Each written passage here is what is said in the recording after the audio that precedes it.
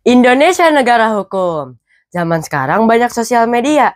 Ku ucapkan assalamualaikum untuk hadirin yang berbahagia. Assalamualaikum warahmatullahi wabarakatuh. Alhamdulillah. Alhamdulillahilladzi arsala rasulahu bil huda wa dinil haqq liyuzhirahu 'ala ad-dini kullih wa kafa billahi syahida. Asyhadu an la ilaha illallah wa asyhadu anna Muhammadar Rasulullah. Allahumma sholli ala sayyidina Muhammad wa ala alihi wa ashabihi ajma'in. Amma ba'd. Dear Excellency, the handsome, pretty, and incredible judges, and unforgettable to all my beloved friends who will be international people. First of all, let us pray and thanks to Allah Subhanahu wa Ta'ala who has given us mercy and blessing, so we can attend and gather in this place and watch this video in good condition and happy situation. Secondly, my peace and salutation are always be given to our Prophet Muhammad Sallallahu Alaihi Wasallam, who has guided us from Jahiliyah era to Islamic era, namely Islamic religion. And last but not least, I'd like to thank the judges for giving me very special opportunities to complete in this speech competition. Ladies and gentlemen, good morning everyone. My name is Muhammad Fatih Asfalafat. You can call me Alfat.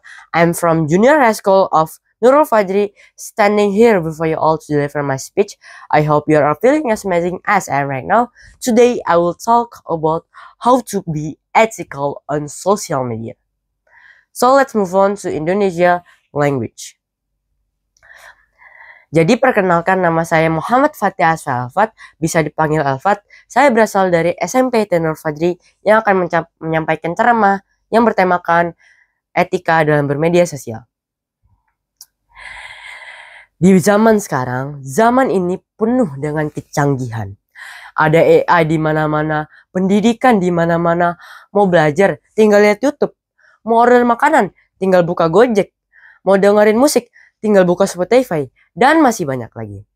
Oleh karena itu, pasti teman-teman sudah tidak asing lagi jika mendengar kata media sosial.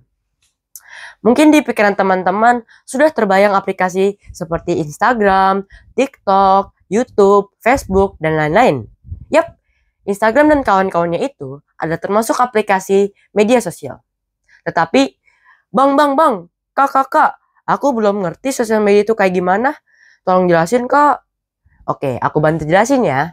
Jadi, sosial media adalah platform online yang memungkinkan pengguna untuk saling berinteraksi, saling memperbanyak relasi, dan mendapatkan informasi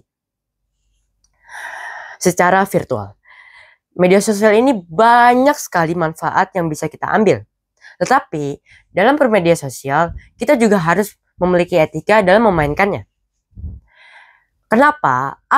Yang pertama, agar terhindar dari dosa mengunjing seseorang atau bisa disebut dengan gosip.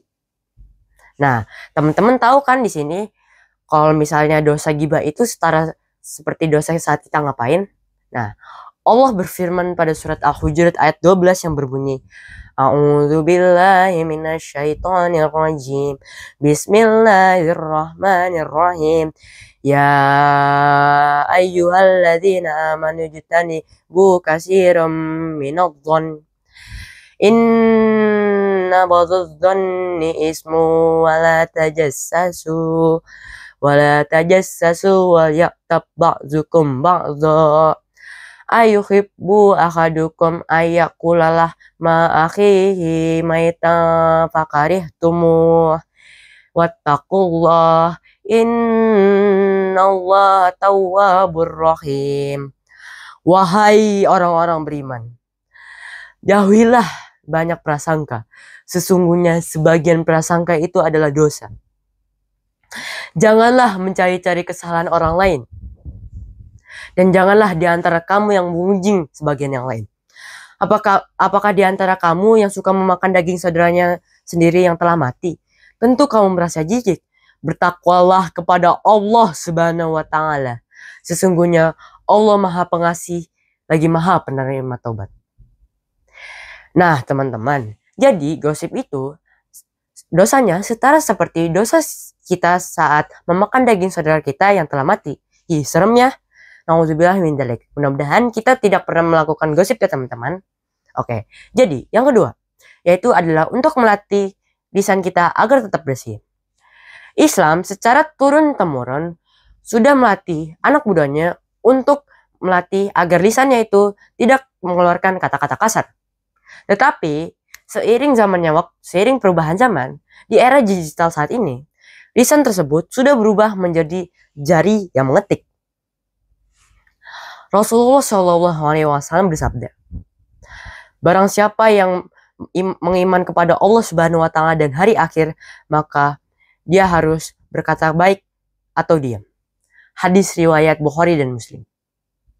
Nah, teman-teman, Nabi Muhammad SAW sampai bersabda, kalau misalnya kita tidak bisa berkata kasar, kalau misalnya kita tidak bisa berkata baik, maka sebaiknya kita harus diam. Karena Allah Subhanahu wa taala sangat membenci orang yang berkata kasar. Nah, untuk permasalahan hal ini, ada doanya loh teman-teman. Yuk kita sama-sama doa agar kita terhindar dari berkata kasar.